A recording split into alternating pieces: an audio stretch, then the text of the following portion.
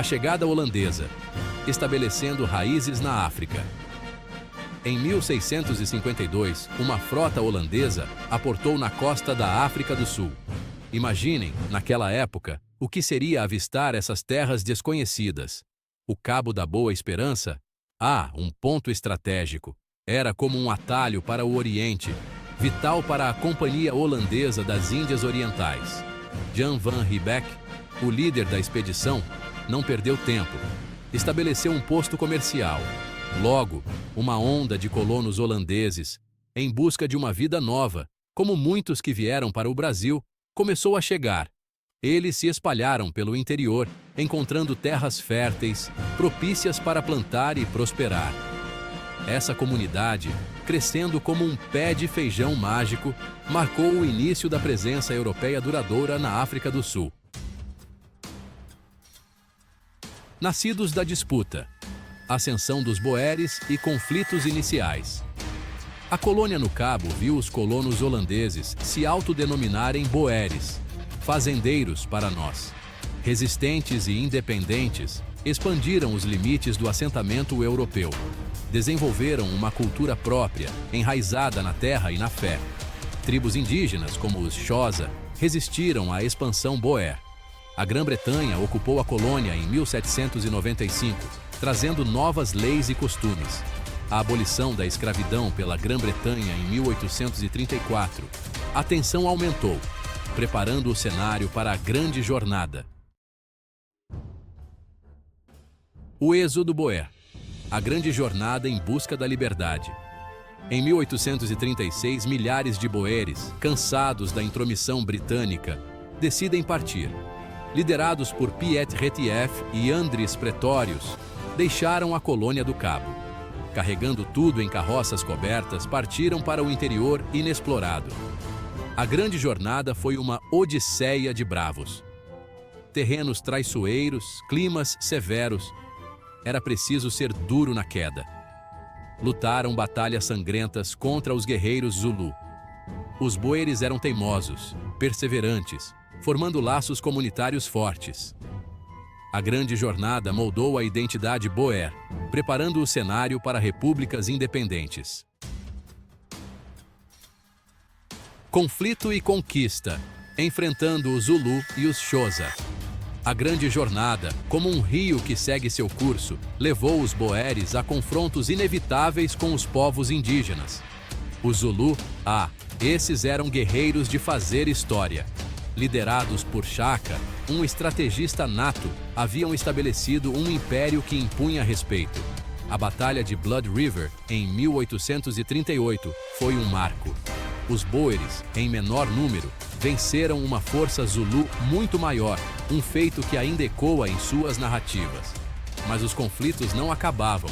Os Xhosa, outro povo aguerrido, também resistiram à expansão boer, resultando em décadas de conflitos brutais. Com a ajuda da Grã-Bretanha, sempre de olho em seus interesses, os boeres acabaram subjugando os Xhosa. Esses conflitos, como cicatrizes profundas, moldaram o cenário para a dominação branca na África do Sul. Refúgios da Independência. O nascimento das repúblicas boeres. A Grande Jornada, como uma longa gestação, culminou com o nascimento das repúblicas boeres independentes. Era a realização de um sonho. A República de Natália, fundada em 1839, foi uma das primeiras, mas acabou anexada pela Grã-Bretanha, sempre ela, em 1843. Mas os boeres não desistiram. A República de Transvaal, estabelecida em 1852, tornou-se um símbolo de resistência, um grito de independência boer.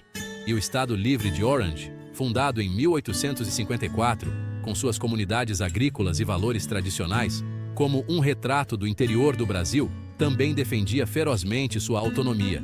Essas repúblicas, unidas pela fé calvinista e pelo desejo de autodeterminação, resistiam ativamente aos avanços britânicos, defendendo seu modo de vida. Ouro, diamantes e discórdia, despertando a ira britânica. A descoberta de diamantes em 1867 e ouro em 1886 nas repúblicas Boeres mudou tudo. Era como se o destino pregasse uma peça. A pacata vida rural se transformou, cidades brotando como cogumelos em torno das minas. Parecia a corrida do ouro no Brasil. Um mar de estrangeiros, os Uitlanders, chegou em busca de fortuna, criando atrito com os Boeres, que impuseram restrições aos direitos desses forasteiros. Cecil Rhodes, um magnata da mineração, figurinha carimbada em histórias de ambição e poder, soube usar essa tensão em seu benefício, aumentando a rivalidade entre britânicos e Boeres. Rhodes, sonhando com uma África do Sul unificada sob o domínio britânico, via as repúblicas Boeres como um obstáculo a ser removido. Guerras e anexação. O declínio das repúblicas Boeres. A tensão entre a Grã-Bretanha e as repúblicas Boeres, já alta como pipa de soltar em dia de vento, chegou ao limite no final do século XIX.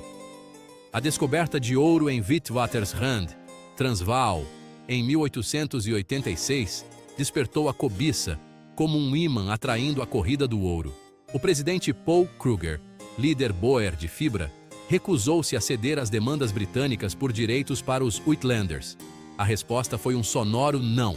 Em 1899, a Primeira Guerra dos Boeres explodiu, com os Boeres, conhecedores do terreno como a palma de suas mãos, infligindo pesadas baixas às forças britânicas. Mas a Grã-Bretanha, com seus recursos superiores, acabou prevalecendo. Os Boeres, apesar da brava resistência, foram forçados a se render em 1902. Suas repúblicas, orgulho de um povo, foram anexadas ao Império Britânico.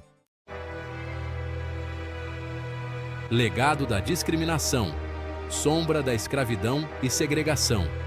A história das repúblicas Boeres, infelizmente, carrega a mancha da discriminação racial. A escravidão, esse sistema cruel, estava enraizada na sociedade Boer. Africanos escravizados eram explorados de forma brutal. E mesmo após a abolição da escravidão, em 1834, a discriminação e a segregação continuaram, como um fantasma que se recusa a desaparecer. Esse legado amargo preparou o terreno para o Apartheid, um sistema de segregação que manchou a história da África do Sul no século XX. União forjada no crisol. Caminho para a União Sul-Africana.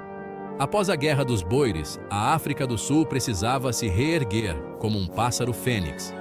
Em 1910, as antigas repúblicas Boeres e as colônias britânicas, deixando de lado as diferenças, uniram-se para formar a União Sul-Africana.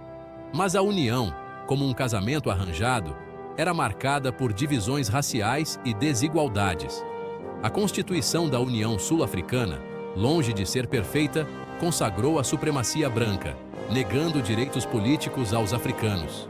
A formação da União, um passo importante, acabou perpetuando as divisões raciais, um problema que a África do Sul ainda luta para superar. Ecos no tempo. Influência. Boer na África do Sul moderna. O legado das repúblicas Boeres, como pegadas na areia da história, continua a influenciar a África do Sul até hoje. A língua Afrikaner, derivada do holandês, é uma das línguas oficiais da África do Sul, um elo com o passado.